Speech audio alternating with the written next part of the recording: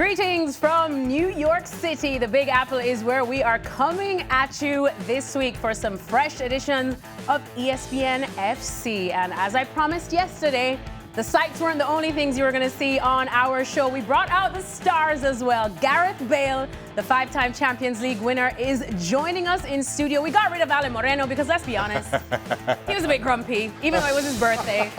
So welcome into our studios where we are far from grumpy today. Alexis Nunes alongside Stuart Robson, Shaka Hislop, and our guest of honor, Gareth Bale. Gareth, welcome. Thank you for having me. Are you excited? I am. You haven't heard the questions yet. Yeah, you just wait. You're in the hot seat. I noticed you were admiring our graphics of you, and you were telling me that that's a fake Champions League trophy. I think it is, yeah. The real one has the star underneath, so that's obviously a replica. Oh, shame. These are the things you just don't know. I don't think this is exactly why we have him in here. Sit in the hot seat and answer some tough questions. First one being Real Madrid, Gareth. What on earth happened yesterday? Yeah, I know it's tough, but I think making those two early mistakes is tough to come back from, especially against such a great PSG team. It was hard enough as 0-0, but to basically gift them 2 goals at the start was always a tough ask, and then you kind of have to really gamble with the game, and then it opens it up, and then it really plays into their hands. So, just not the great start that we wanted, but lessons learned, and I'm sure they'll grow stronger from it. And it was interesting because I think Chavy had said afterwards that if the second or the third goal didn't go in, he felt they could have come back, but let's be honest, it was looking cooked from the start. No, of course it was difficult, but I think, again, if you don't make those 2 mistakes, you feel like as Real Madrid you have a chance. So, and I said at half-time the next goal really does make a difference. If it goes 3-1, it gives a bit of momentum, it gives a bit of hope, and it wasn't ending up to be like that. But I think ultimately on the day PSG did play the better and they deserved to win. Now, there's been a lot of criticism, and some of us were criticising the front three for not going and closing the ball down and not maybe working hard enough and not making it difficult for PSG to play out from the back. And Thibaut Courtois said that today. When you were playing, were you as a front three, the BBC, expected to go and close the ball down all the time? We were, but sometimes we didn't. I'm sure there's 1 or 2 players that did it more than 1 or 2 others. Yeah, but also you have to remember the heat. Yeah. Again, you can say the same for both teams, but I think PSG have got that momentum, they've got that belief, they've got the know-how. I think Xabi's only been in the job 3 weeks. From what he wants them to do is going to take a little bit of time to implement, but I'm sure they would have learned from yesterday and they'll take that into next season. And one of the big challenges, Kylian Mbappé coming from PSG to Real Madrid, who at the time were European champions. And again, similarly, a lot asked of him in terms of pressing or his inability to. I mean, what do you make of his tenure thus far? How does it change? When does it change? Kind of given a lot of the pressure that he's been under, given who he is as a player? I think it's a difficult one because he's still scoring the goals. He's still doing good things. It's just they haven't won anything this season. I think at Real Madrid you're expected to win everything. So it's a tough one because he's still delivering on the pitch, but maybe he's not having those moments. So I guess it's now up to Chavy to find that kind of, blend of pressing and trying to get the best out of him and saving his energy for when you need him. It's going to be a tough one. I wouldn't like to criticise him and say he's had a bad season because of the goals and everything he's scored. He's top goal scorer in La Liga. So it's a difficult one, but being his name, what you're expecting him to do, of course everyone's going to always expect more, and it's just a difficult one because they haven't won anything as a club. Can Xavi solve that conundrum of that front three? I think if you look off what he did at Bayer Leverkusen, yes. And now he's arguably got better players to work with, and I imagine a bigger transfer kitty. So I would like to think Xabi has got the respect of the players, and the players will play for him. So I expect big changes, and I expect them to play the way he wants them. And if they don't, I don't think Xabi's scared to drop anyone. Just going back to your great time at the club. Now, PSG are talked about as being one of the best sides that have been produced for quite some while. Are they as good as some of the Real Madrid sides you played in when you won the Champions League, do you think, at the moment?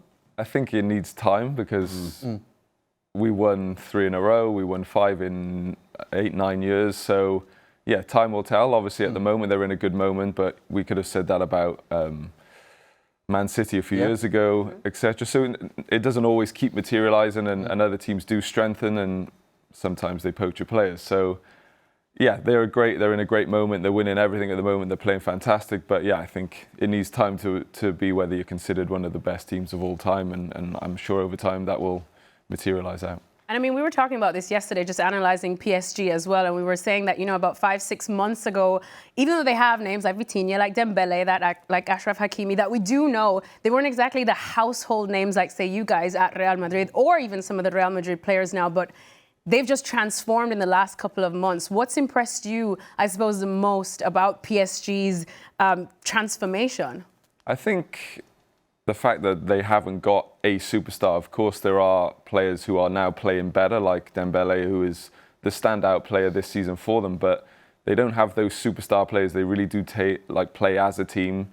Whether Dembele's out or not, someone else will come in and do just the same job. So I feel like they're not reliant on anybody in particular, and I think they do have a great squad, and they seem to all be going in one direction and doing that same thing. They're all on the same path. The manager's got them all working the same way, high press, all working extremely hard. And you can see, and I know everyone says that we made mistakes, but they also made Real Madrid make mistakes yesterday, which led to the goals. As much praise as we're now heaping on PSG, it was a very different story 6 or 7 months ago. And then all of a sudden, in big January signing, Kvaratskhelia on that left-hand side, a position you know well. Tell me about his role in this PSG transformation and how he's made them into the team, or how he's contributed to them being the team that we are appreciating today as opposed to 7 months ago. I think so. It was in a little bit of a way similar to me going to Madrid. It was kind of like the final piece of the jigsaw, maybe putting in. I think when you have great players, okay, it's just trying to get everyone in the correct positions, whereas he maybe was the final piece of the jigsaw in terms of the attacking threat. He gives them that balance where they have Desiree and Doué on the one side, they have him on the other, and then they're able to have that balance and go at other teams now. So, but again, I think Luis Enrique now has had time to build that squad. It's been, 2 years now since he took the job, and I think as a Real Madrid fan, we're hoping now will be the same with Chavy, given time. It will take time, and I think hopefully next season you see improvements and we'll hopefully win titles. What about the two new signings for Real Madrid? Alexander-Arnold coming in at right back, maybe right wing back, Howson the centre half. Will that improve things, do you think, at the club? Certainly improve the squad. Improves the squad, yeah. And obviously I played with Carvajal for many years, and I haven't played with many better right backs. So aggressive, the consistency over the years. So he's going to have a fight in his hands to get in the team, and I know he's obviously just come back from injury as well, Carvajal. So that will be an interesting battle. I think Howson definitely improves the centre-back position. They've got a few. I think Militao's had a couple of bad injuries now, so you never know how he's going to come back. Rudiger's obviously aging a bit. Alaba's had some injuries, so he'll definitely be warmly welcomed into the team. A bit of youth. Obviously, he needs more experience at that high level, but he seems to be a very good player with a lot of potential. So, yeah, I think two good signings, but I think they need a few more. And I don't want to throw more salt in your wounds, but it's been a while since we've spoken about maybe the Ballon d'Or, just throwing it forward, and there's not been an out-and-out Real Madrid player in the mix. Now, it's either Dembele, it's either Lamine Yamal, maybe, I think Shaka was you saying, or Ale was saying, Achraf Hakimi would be in your top three at least. And we're looking at these PSG players. You feel like Dembele now feels like a front runner, or if PSG win this whole thing? Yeah, I think so. I think you also have to look what the teams have won. I think everyone obviously talks about individuals, but I think if you're winning those trophies as well, you're winning the Champions League, obviously they've won their domestic treble. If they win again the Club World Cup, it's hard to see anyone else from the season he's had, and he's transforming them into trophies as well as the season he's had. It does make him the front runner by some way, in my opinion. Now, you, of course, got to play alongside some unreal players, but we do have to speak about one that's still very relevant now. We were talking about him yesterday, and, of course, with Real Madrid bowing out, we know it's the last time we were seeing Luka Modric in that shirt, and he's easily one of my most favourite players to watch. Just the football brain on him, too, is next level. But for you, just talk about the legacy that you feel he's leaving behind and what it was like just to be in his presence, too. Yeah, no, so I actually played with Luka the most in my career because we were at Tottenham for 4 years together and then at Madrid for, I think, 9 years together. So, yeah, what an incredible footballer.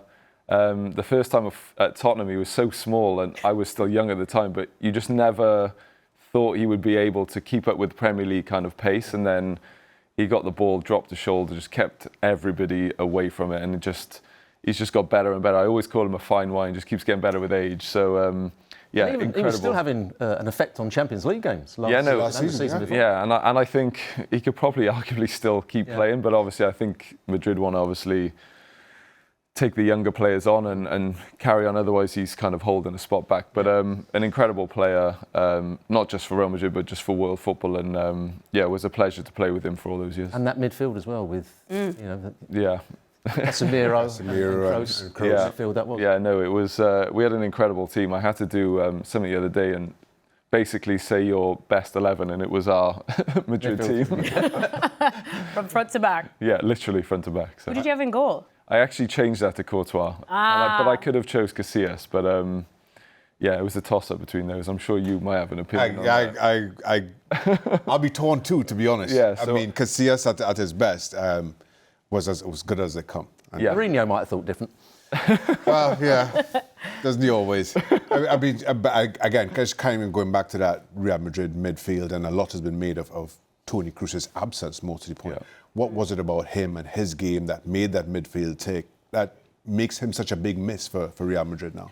I think just that composure on the ball, it keeps the game ticking over, and it's not just the passing, but it's the passing forward. It's not just going side to side, making things look pretty. Then we'll pick the pass, and he will set the players on their way. I used to speak to him all the time, and me about making runs and where to play the ball, and to make sure as soon as he turns, he loves to pass the ball forward. So, it was just, he's obviously going to be a big miss for anyone. He definitely could have carried on playing, but he's one of those that likes to bat out at the top, and obviously winning the Champions League and leaving was probably the perfect time for him.